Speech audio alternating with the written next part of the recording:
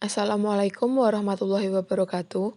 Kami dari kelompok 2 akan mempresentasikan hasil diskusi kelompok kami tentang pengendalian desinfeksi dan sterilisasi fasilitas kesehatan.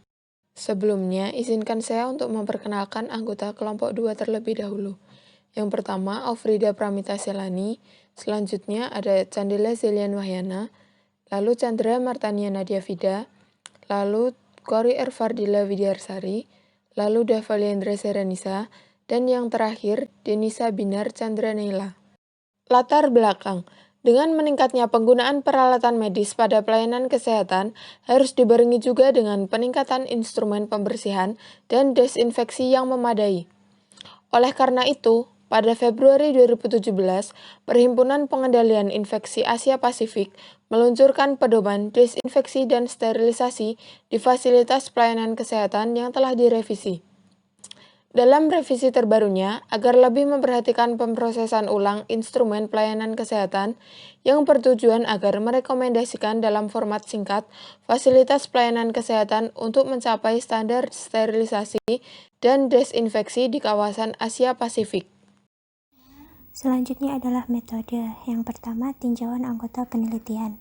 APSIK adalah organisasi pencegahan dan pengendalian infeksi Asia Pasifik yang mengumpulkan para ahli dalam pencegahan infeksi, kontrol, dan sterilisasi untuk merevisi pedoman APSIK dalam pengendalian infeksi Asia Pasifik untuk disinfeksi dan sterilisasi instrumen di fasilitas perawatan kesehatan yang diterbitkan pada tahun 2011.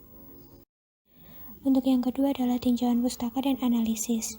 Untuk pedoman APSIK dalam pengendalian infeksi Asia Pasifik, kelompok kerja meninjau pedoman yang diterbitkan sebelumnya dan rekomendasi yang relevan ke setiap bagian dan melakukan literatur terkomputerisasi menggunakan PubMed.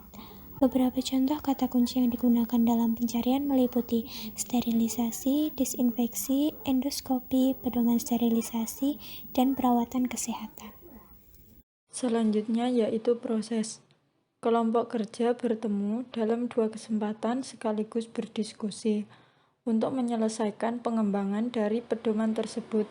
Kriteria untuk menilai kekuatan rekomendasi dan kualitas bukti dijelaskan di masyarakat pengendalian infeksi di Asia Pasifik. Komentar yang diperoleh kemudian ditinjau oleh kelompok kerja jika diperlukan editan. Setelah itu, salinan akan diedarkan untuk mendapat persetujuan dan pengesahan oleh Komite Eksekutif dan Perkumpulan Nasional dari kawasan Asia Pasifik. Selanjutnya yaitu hasil. Menjaga keamanan instrumen untuk pasien adalah tanggung jawab semua pemegang saham.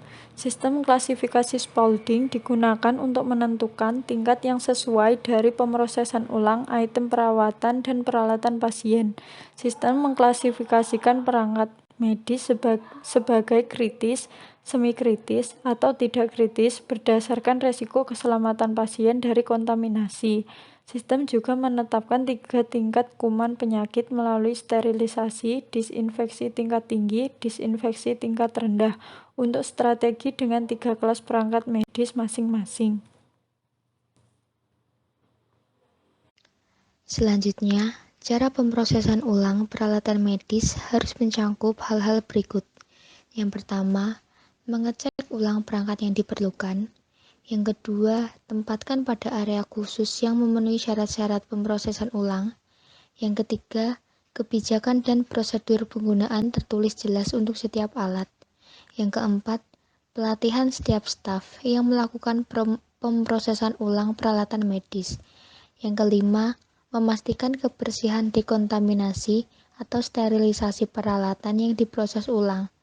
Yang keenam, memastikan kualitas pemrosesan ulang.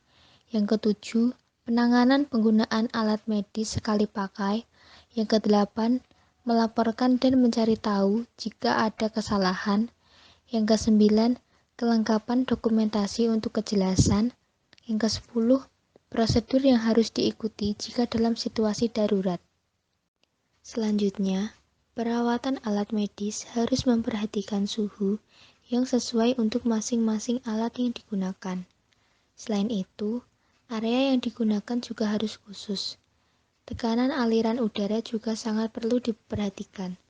Tekanan udara negatif harus diperhatikan pada saat proses pembersihan, sedangkan tekanan aliran udara positif harus pada tempat yang bersih dan dipantau secara teratur. Jika pemantauan dilakukan secara tidak teratur, maka harus diwaspadai saat suhu atau kelembapan tidak aktif dari kisaran tertentu, sehingga tindakan yang diperlukan dapat segera dilakukan. Saya Korir Fadila Widyarsari ingin melanjutkan presentasi, yaitu tindakan yang dilakukan untuk meminimalisir kesalahan. Yang pertama, area kerja dengan area pembersihan harus dipisahkan. Yang kedua, pemrosesan ulang harus dilakukan di luar pusat pasokan steril. Yang ketiga, memperhatikan kualitas bahan kimia yang digunakan desinfektan atau sterilisasi. Yang keempat, dilaksanakannya jadwal rutin pembersihan. Selanjutnya, rekomendasi pabrikan untuk bahan kimia disinfektan harus diikuti sehubungan dengan A. Penggunaan. Produsen disinfektan harus menyediakan penggunaan yang disarankan untuk disinfektan, memastikan bahwa itu kompatibel dengan peralatan medis atau perangkat yang akan digunakan. B. Waktu kontak. Dengan catatan, di mana pabrikan merekomendasikan waktu kontak yang lebih singkat dengan produk tertentu daripada yang dibutuhkan untuk mencapai tingkat desinfeksi atau sterilisasi yang diinginkan. Infeksi profesional, pencegahan dan pengendalian harus berkonsultasi untuk meminta nasihat. C. Gunakan hidup. D. Pembuangan yang tepat. E. Penyimpanan. F. Pengenceran yang tepat. Dan yang terakhir, APD yang digunakan.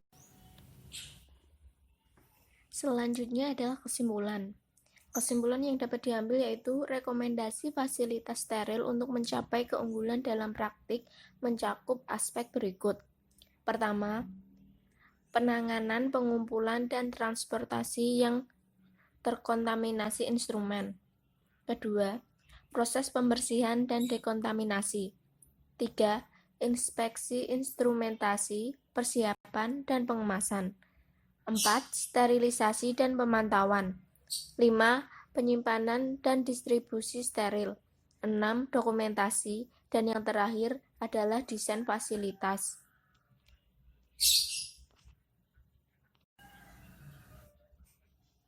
Sekian presentasi dari kelompok 2. Kurang lebihnya mohon maaf.